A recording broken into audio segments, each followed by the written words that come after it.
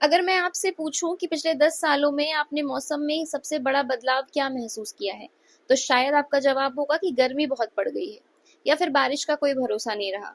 कभी बारिश इतनी ज्यादा होती है कि बाढ़ आ जाती है या फिर शहर डूब जाता है, और कभी महीनों तक बारिश ही नहीं होती। लेकिन क्या क्या ये सिर्फ एक संयोग है या फिर अर्थ हमें कोई वार्निंग दे रही है? नमस्कार दोस्तों, मेरा नाम है तनिषा और आज मैं आपको बताऊंगी क्लाइमेट चेंज के बारे में, जिसके बारे में हम रोज सुनते हैं लेकिन बहुत कम लोग समझते हैं। आखिर ये है क्या, क्यों हो रहा है और क्या सच में इससे डरने की जरूरत है?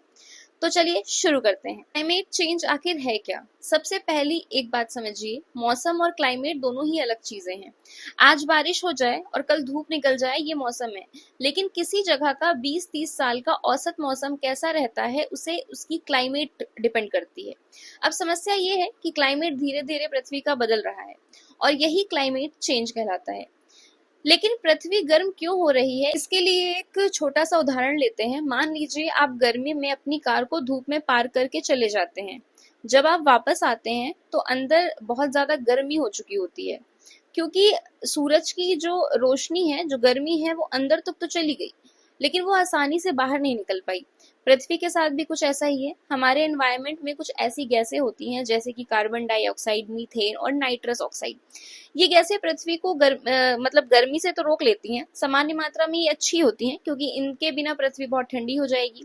लेकिन पिछले 150 सालों में इंसानों ने इतना ज्यादा कोयला, पेट्रोल और डीजल जलाया है कि इन गैसों की मात्रा खतरनाक स्तर तक बढ़ गई है। नतीजा, पृथ्वी लगातार गर्म होता जा रहा है। 1 डिग्री तापमान बढ़ने से क्या फर्क पड़ता है? बहुत लोग कहते हैं अरे सिर्फ 1 या 2 डिग्री ही तो बढ़ा है, लेकिन यही सबसे बड़ी गलतफहमी है। अगर आपके शरीर का तापमान सिर्फ 1 डिग्री बढ़ जाए तो आपका बुखार हो जाता है। वैसे ही पृथ्वी का औसत तापमान भी लगभग 1.2 डिग्री सेल्सियस बढ़ चुका है, और इसी छोटे बदलाव ने मौसम के पूरे सिस्टम को अस्थिर कर दिया है। इसलिए मौसम इतना अजीब क्यों हो गया है, यही सबसे बड़ा सवाल है। जब पृथ्वी गर्म होती है तो समुद्र भी गर्म होते हैं। गर्म समुद्र ज्यादा पानी को भाप में बदलते हैं। ज्यादा भाप का मतलब है ज्यादा ऊर्जा, और ज्यादा ऊर्जा का मतलब है ज्यादा तेज तूफान, ज्यादा भारी बारिश और ज्यादा खतरनाक मौसम। इसीलिए आज हम देखते हैं कि कुछ घंटों में पूरे महीने जितनी बारिश हो जाती है। हीट वेव्स तो रिकॉर्ड तोड़ रही हैं और कई जगहों पर तो लंबे समय तक सूखा पड़ रहा है। भारत पर असर सबसे ज्यादा क्यों दिखाई दे रहा है? क्वेश्चन तो ये है। देखो, भारत ना बहुत ही सेंसिटिव देशों में एक है, क्योंकि हमारे पास हिमालय है, समुद्र है, करोड़ों लोग की खेती इस पर निर्भर करती है। क्लाइमेट चेंज का जो असर है 3 समस्याओं के रूप में दिखाई देता है। देखो, पहला भयंकर गर्मी, दूसरा अनियमित बारिश, तीसरा बाढ़ और सूखा। यानी एक ही देश में कई लोग पानी से डूब रहे हैं तो कई लोग पानी के लिए तरस रहे हैं। क्या क्लाइमेट चेंज सिर्फ भविष्य की समस्या है? नहीं, यह अभी भी समस्या ही है। जब दिल्ली का तापमान रिकॉर्ड तोड़ता है, जब उत्तराखंड में बाढ़ आती है, जब हिमालय के ग्लेशियर तेजी से पिघलते हैं, तो ये भविष्य नहीं, ये वर्तमान है। क्लाइमेट चेंज हमारे दरवाजे पर दस्तक नहीं दे रहा, वो हमारे घर के अंदर ऑलरेडी आ चुका है। क्या इसकी जिम्मेदार सरकार है? नहीं, सरकारों की जिम्मेदारी सबसे बड़ी है, लेकिन हम भी पूरी तरह जिम्मेदारी से बच नहीं सकते।